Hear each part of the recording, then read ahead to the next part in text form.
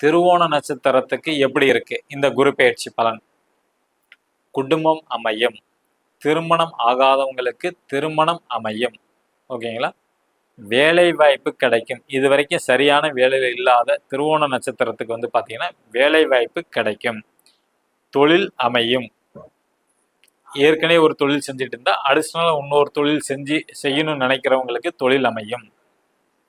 ஆனாலும் கொஞ்சம் கவனமாக இருப்பது சிறப்பு, எச்சரிக்கையாக இருப்பது சிறப்பு. ஏன்னா வீண் விரயம் வரும்.